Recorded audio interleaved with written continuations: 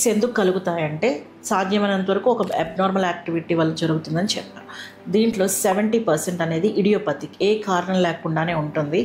మన బ్రెయిన్లో electrical activity run అవుతుంది. రిమైనింగ్ 30% వచ్చేసరికి చిన్నతనంలో ప్రీనేటల్ కానీ పోస్ట్నేటల్లో వాళ్ళకి బ్రెయిన్కి ఆక్సిజన్ సరిగ్గా అందక, ఆక్సిజన్ డిప్రైవేషన్ వల్ల, second congenital and malformations of the brain stroke రాగాన, సివియర్ హెడ్ ఇంజరీ వల్ల కానీ, లేకపోతే మెనింజైటిస్, ఎన్కెఫలైటిస్, బ్రెయిన్ యొక్క ఇన్ఫెక్షన్స్ వల్ల అండ్ బ్రెయిన్ ట్యూమర్ వల్ల కూడా మనకి ఫిట్స్ అనేవి వస్తాయి. ఫిట్స్కి ట్రీట్మెంట్ ఎలా తీసుకోవాలి? ఫిట్సే కనుక వస్తే మనం ఇమీడియట్గా హాస్పిటల్లో అడ్మిట్ అయ్యి దానికి ఈఈజీ టెస్ట్ అనే స్కాన్ అనేది ఉంటుంది.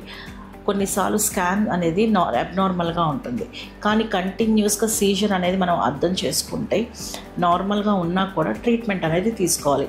ఇది 2 ఏళ్ళ నుంచి 3 ఏళ్ళ వరకు ట్రీట్మెంట్ ఉంటుంది. తర్వాత మనం ఏ టైప్ ఆఫ్ అంటే ఫిట్స్ ఏ విధంగా వచ్చిందో చూసుకొని ట్రీట్మెంట్ అనేది కూడా ఉంటుంది.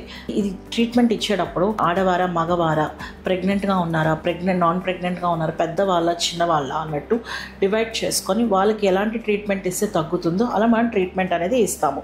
సో మీకు ఇలాంటి కనుక సిమ్టమ్స్ ఉంటే ఖచ్చితంగా డాక్టర్ని కన్సల్ట్ అవ్వండి. ఎందుకంటే మీకు టైంకి ట్రీట్మెంట్ అందలేదనుకోండి, కొన్నిసార్లు ఫిట్స్ అనేది డ్యూరేషన్ అనేది ఎక్కువ అయిందనుకోండి, మీకు కార్డియాక్ అరెస్ట్ వస్తుంది, రెస్పిరేటరీ అరెస్ట్ వస్తుంది. ట్రీట్మెంట్ అనేది ఇమీడియట్గా తీసుకోవాలి.